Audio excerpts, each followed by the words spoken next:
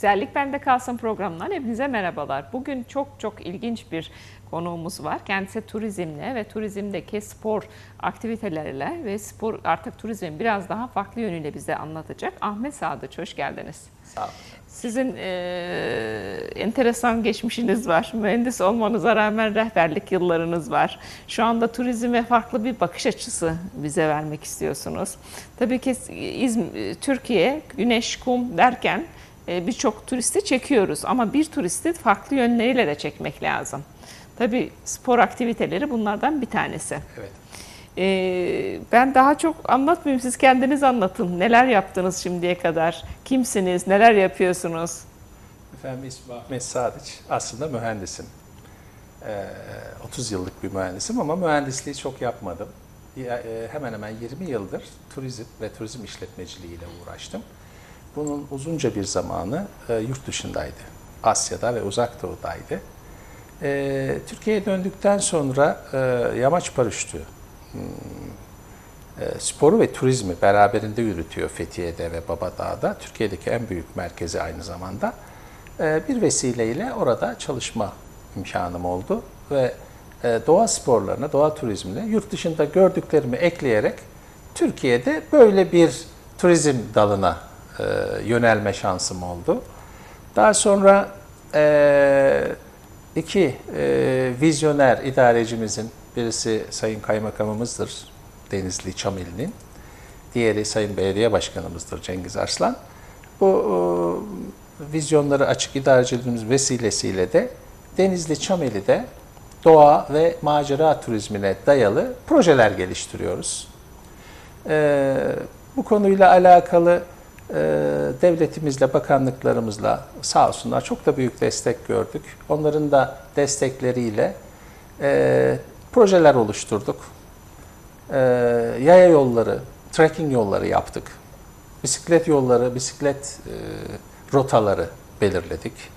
Yamaç paraşütü pistleri oluşturduk. Şimdi eğitim pistlerini de yapmak üzereyiz. Yeni yamaç paraşütüne hevesli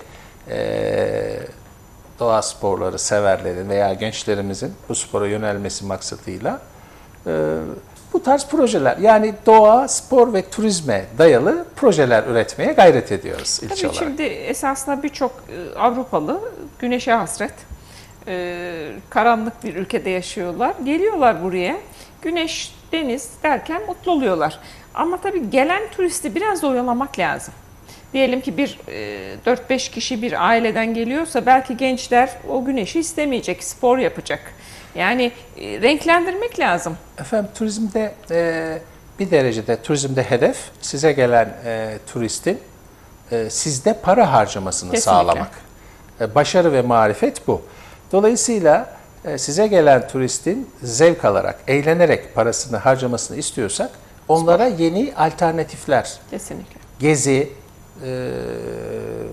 etkinlik, sanatsal faaliyet veya macera gibi onların hem paralarını harcayacağı, size döviz kazandıracağı hem de yaptıkları tatilden keyif alacakları alternatifleri üretmek durumundayız.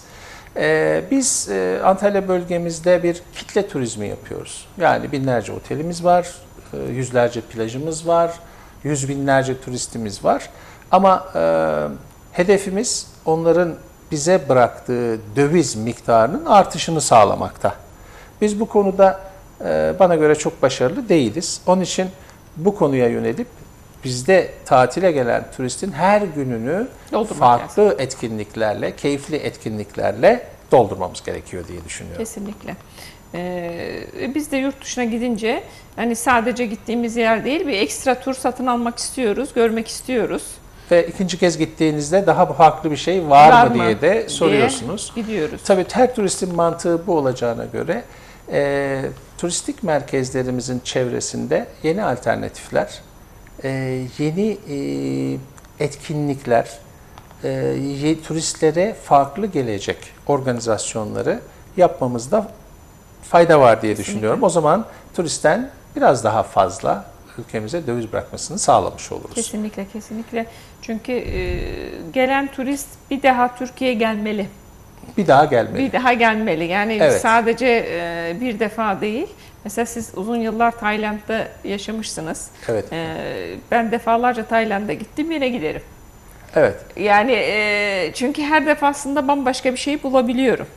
Evet. Bizim de aynı alternatifleri yaratarak Evet. ülkemize daha fazla döviz bırakacak alternatifler geliştirmemiz Kesinlikle. lazım efendim. Bisiklet demiştiniz. Daha bisikletleri de yapıyorsunuz yamaç paraşütünün yanında. Yasemin Hanım, önce yürüyüş yollarını organize ettik ilçemizde. Bununla alakalı Kalkınma Bakanlığı'na vesilesiyle bir proje yapmıştık. O desteği de aldık. Şu anda yüzlerce kilometre yürüyüş yolunu, yani ilçemize gelen bir doğa sever çantasını sırtına aldığında yüzlerce kilometreyi yürüyerek hiç kaybolmadan yine istediği noktadan çıkabilir şekliyle bir yürüyüş yolları rotaları oluşturduk. Daha sonra şu anda elimizde olan onayını aldığımız ve gerçekleştirdiğimiz yaklaşık 1000 kilometre civarında da bisiklet rotaları oluşturuyoruz. Tabelalıyoruz, rotaları belirliyoruz, haritalıyoruz. Hatta şu anda dijital haritalama işlemlerini yapıyoruz. Dolayısıyla bir dağ bisikleti veya işte yarış bisikleti demeyeyim ama doğa bisikletiyle ilçemize gelen bir bisiklet sever, bir binici binlerce kilometre kulvarda gezerek, hatta bu projeyle Fethiye'ye, Dalaman'a, Ortaca'ya veya Muğla'ya bağlanacak şekilde o network'ü de sağlamaya çalışıyoruz. Yüzlerce, binlerce kilometre bisiklet binerek ayrılabilir. Yanı sıra yamaç paraşütünde 2 ayrı projemiz var. Geçen hafta yamaç paraşütü Türkiye şampiyonasını gerçekleştirdik. Ve yamaç paraşütü maratonu dalında birinciler elde edildi. Birinciler oluştu. Oldukça keyifli geçtiği kanaatindeyim. Yarışmacılarımızdan bize geri dönüşler çok güzeldi. Yanı sıra sanıyorum katılımcılar da keyif aldılar.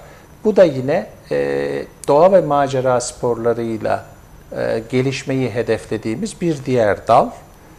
Yanı sıra spora yeni başlayanlar için eğitim pistleri yapıyoruz. Yani çünkü Ege bölgesinde ve Ege bölgesinde Akdeniz bölgesine ininceye kadar bu spora yeni başlayacak insanların sistematik ve teknik olarak eğitim görebilecekleri altyapısı düzgün alanlar yok. Biz de bu boşluğu fark ederek ilçemizde yamaç paraşütü severlere eğitim yapabilecekleri yeni pistler oluşturuyoruz. Bu sporu severlerin sayısını arttırmayı hedefliyoruz. Aslında bunlar meslek de edinebilir. Çünkü tabii yamaç paraşütü iyi kullanan pilot olarak da görev tabii yapabilecek. Şimdi muhakkak biliyorsunuz Fethiye Babadağ Evet. hemen hemen bu açıdan dünyadaki en büyük merkezlerden bir merkezlerden tanesi. Ve Fethiye'nin turizminde önemli bir lokomotif şu anda yamaç paraşütü. Birçok profesyonel ki çoğunu tanıdığım pilotlar şu anda bu işten oldukça güzel para kazanıyorlar. Dolayısıyla bunu ülkemiz genelinde yaygınlaştırmak veya işte Kapadokya'da balon, Evet. Babadağ'da paraşüt gibi biz de o bölgeye yakınlığımız sebebiyle bu alternatifi arttırmayı, yeni bu tarz sporları ve macerayı severlere yeni iş alanları da oluşturmak gayretindeyiz. Evet. Yarışmalar var galiba. Evet, geçen hafta Yamaç Paraşütü Türkiye Şampiyonası'nı bitirdik. Ondan bir ay önce Haziran başında Türkiye'de uzunca yıllardır yapılmayan dağ bisikleti uzun mesafe maraton yarışması. 87 kilometrelik bir ilginç dağdaki parkurlarımızda icra edilen bir yarışı tamamladık federasyonumuzun desteğiyle. Yine o yarışın vesilesiyle sanıyorum bunu da müjde olarak verebiliriz. Henüz resmileşmemekle birlikte Bisiklet Federasyonumuz önümüzdeki yıl Türkiye Şampiyonası'nda 2017'de Çamili'de yapma hususunda bir ön söz aldık. Çok güzel. Bütün hafta boyunca bahar başından beri hemen hemen her hafta yürüyüşçülerimiz geliyor. Her bölgeden yürümeye meraklı, yürümeyi seven doğa severler bizim ilçemiz, yollarımız ve dağlarımızda keyifle yürüyüşler yapıyorlar. Çameli konumu itibariyle Denizli'ye uzak bir ilçedir. Ancak Denizli'nin fiziki büyüklük itibariyle de 4. büyük ilçesi. Tarıma dayalı bir ekonomisi var. İşte biz de bu tarıma dayalı ekonomiye Turizme çeviriyoruz. alternatif turizm seçenekleri oluşturalım gayretindeyiz. Tarımda neler var Can? Efendim Çameli cevizi ve fasulyesiyle çok ünlü bir ilçedir. Yani Ege ve Güney Ege bölgesinde her iki ürünü de ısrarla aranır.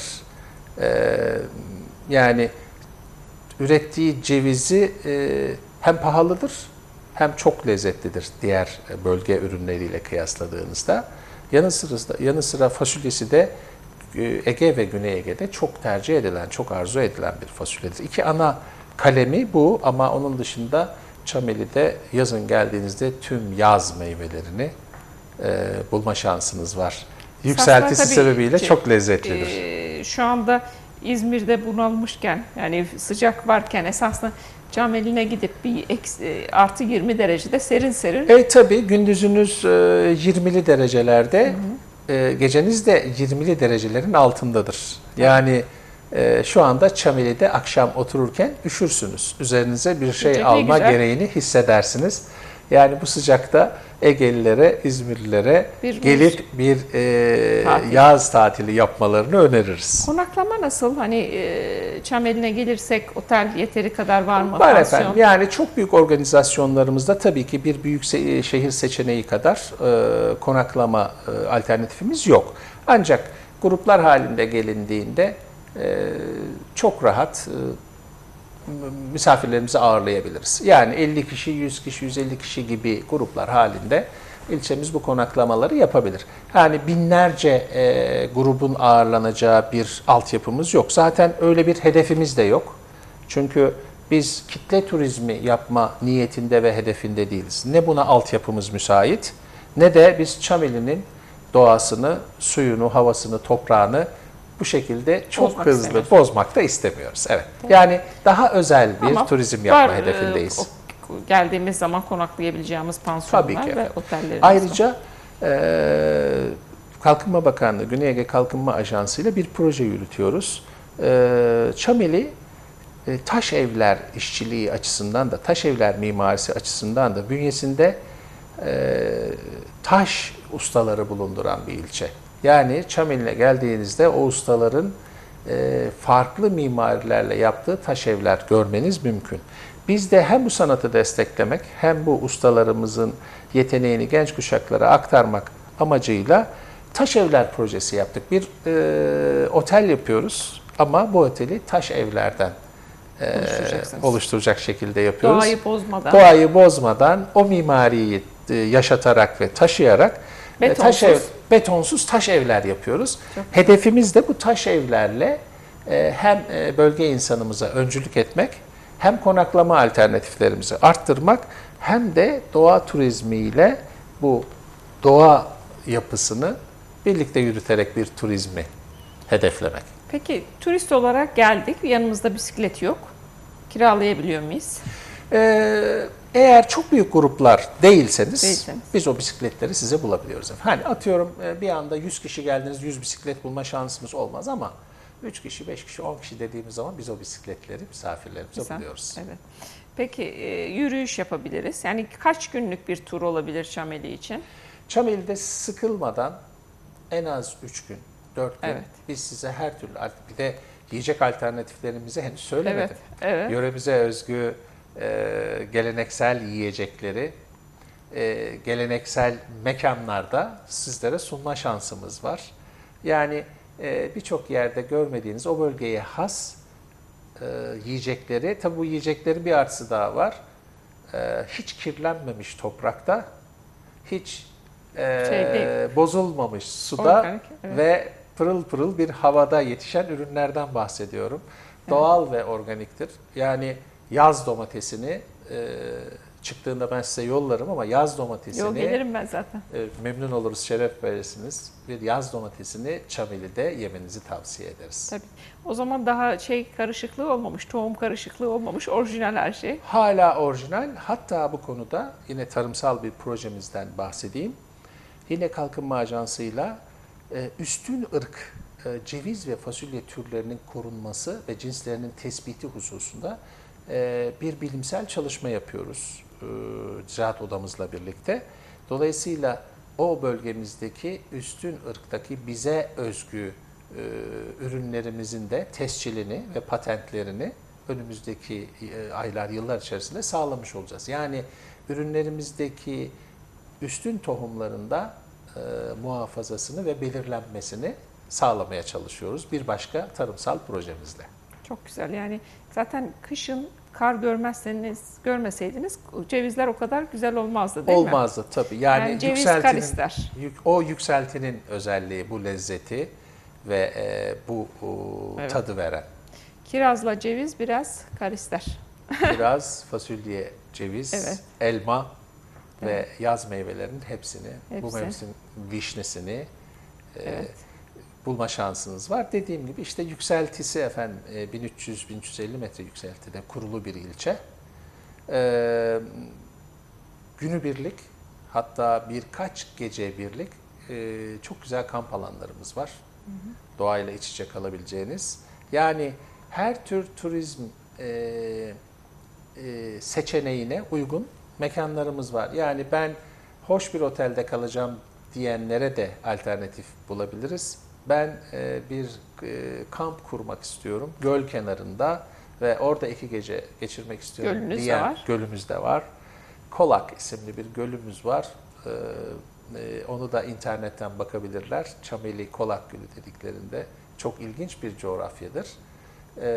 Bu bölgelere gerek paraşüt paraşütün yaptığımız dağımıza ve gerekse bu göl bölgelerimizde zaten şu anda mesire yeri olarak başvuruları yapmış bulunuyoruz. Onları doğasını hiç bozulmadan da inşallah Orman Bakanlığımız gerekli izinleri verirse daha da geliştirme, daha da güzelleştirme hedefindeyiz. Çok güzel. O zaman gitgide orada konaklama gününü artırıyorsunuz. Bir Tabii. göl gezisi. Hem konaklama çeşitliliğini arttırıyoruz, Evet. hem konaklama sayısını arttırmaya çalışıyoruz. Ama dediğim gibi Yasemin Hanım, bu hedefimiz bizim binlerce yatak olsun, on Değil. binlerce insan gelsin şeklinde değil. O Doğa bozulur güzelliği çünkü. hiç bozmadan biz yavaş yavaş olmasına ve insanların böyle kitleler halinde değil de daha spesifik, daha özel gruplar Daha butik halinde. bir grup. Butik bir turizm tarzını Hedefliyorsunuz. hedefliyoruz. Çünkü tabii çok öyle kitlesel insanlar gelince kirlilik de gelir. Tabii altyapımız onu kaldırmaz. Çok kitle geldiği zaman altyapımız kaldırmaz ve kirletmiş oluruz Evet. ilçemizi. Onu da çok fazla istemiyoruz. İdarecilerimiz de o konuda oldukça dikkatli. Özel yemekleriniz var mı? Menü değişik mi? Çameli'ne geldiğinizde inşallah tattıracağız. İnşallah. Çok hala geleneksel düğünlerin yapıldığı, o geleneksel düğünlerde geleneksel yemeklerin sunulduğu anneannelerimiz, törelerimiz devam ediyor. Onları size geldiğinizde tattıracağız inşallah. Evet. Var mı bir mesela böreği mi çok meşhur, et yemekleri mi çok meşhur? Şimdi kuru fasulyenin en lezzetlisini orada yersiniz. Onunla fasulye birlikte işte keşkek o bölgede Evet. geleneksel olarak yapılır. Yoğurtlama dedikleri muhtelif otlardan veya sebzelerden yaptıkları kendilerine özgü yiyecekler var. Bunlar Anadolu'da veya büyük kentlerde bulamayacağınız, rastlayıp yiyemeyeceğiniz tarzda yiyecekler efendim. Kesinlikle. Her şeyin tadı biraz değişiyor. Esasında mesela diyoruz ki ekmeğin tadı değişti, un değişti diyoruz ama köylere gittiğiniz zaman aynı tadı alabiliyorsunuz. Evet. Çünkü Dolayısıyla Çameli'nin her mahallesinde, eski adıyla her köyünde bu tadı hala alabilirsiniz. evet, Biz de onun için Çameli adına bundan dolayı iddialıyız zaten. Doğal, karışık olmayan, kimyasal bozulmaya hiç uğramamış uğramamış. ürünler yiyebiliyoruz hala. Su açısından hiç kirlenmemiş sularımızı bardağımıza doldurup içebiliyoruz. Çok Ben güzel. bunu bir şans olarak görüyorum. Kesinlikle. Çünkü dünyada birçok ülkeyi gezdim ve gördüm. Dünyadaki ülkelerin en büyük sıkıntısı şu anda hızla kirlenmek. Evet. Dünya hızla kirleniyor. Nüfus fazlalığıyla beraber. Türkiye'mizde, büyük şehirlerimizde hızla kirleniyor. Ne kadar korunma çabası Musluktan su içerisinde içemiyoruz olursak. ya da çeşmeden su içemiyoruz. Biz hala musluktan suyumuzu doldurup içebilen şanslı ilçelerdeniz. Kesinlikle efendim. çok büyük bir şans. Çok teşekkür ederim. Yani Öyleyiz. tabii ki birçok plastik içinde içilen sularla ilgili biliyorsunuz bilimsel çalışma da yapılıyor. Maalesef hormon düzeyinde insanları etkileyebiliyor. Özellikle Ben bu konuda sıcakta. çok şanslı olduğumuzu düşünüyorum. Gerek yiyeceklerimizin doğallığı, suyumuzun ve toprağımızın temiz oluşu bizleri orada şu anda keyifli yaşatıyor. Bu bakımdan şanslıyız diye düşünüyorum Çameli halkı Çok güzel. olarak. Şansınız inşallah daha uzun süre devam eder. Çok Biz teşekkür de ederiz. hiç olmazsa hani tatil planımızı tabii güneş deniz güzel ama bir hafta sonu da böyle bir tatil belki daha da güzel. Bir hafta sonu da sizi serin, anoroklarınızı giydiğiniz bir kamp ateşi etrafında keyifli bir veya birkaç akşam geçireceğiniz tatillere davet ediyoruz efendim. Evet inşallah. İnşallah kamp da güzel. Hele ailelerin çocuklarıyla beraber geçirebileceği güzel tatillerden. Çocuklara doğayı öğretmek lazım.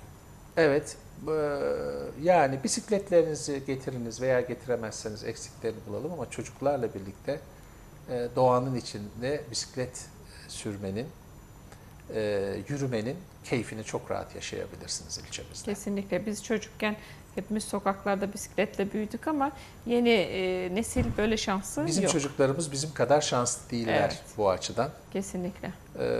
Yani doğa ve doğal güzellik açısından çok şey bulabileceğiniz küçük ama sevimli ama temiz bir ilçeye sahibiz. Çok güzel. İnşallah böyle devam eder. Belediye başkanımız da herhalde bu konuda epey bir yatırım yapıyor. Evet efendim, şanslarımızdan bir tanesi Sayın Belediye Başkanımızın bu konuda zihni, görüşü açık bir insan olması, vizyoner birisi olması. Yine Sayın Kaymakamımızın bu konuda hedefleri olan, ileriye bakan insanlar olması bizim daha kolay ilerlememizi sağlıyor. Gerçekten her ikisinde bu görüş, bu bakış açısı olmasaydı benim size biraz önce bahsettiğim projeleri gerçekleştirme şansımız olmazdı. Kesinlikle. Sayın Başkanımız da işte ilçenin gelişmesi için sağ olsun elinden gelen tüm gayreti gösteriyor. Bizim birçok konuda ilerlememizin sebebi de başkanımızın bu bakış açısı. Reklam aramız var sonra tekrar beraberiz.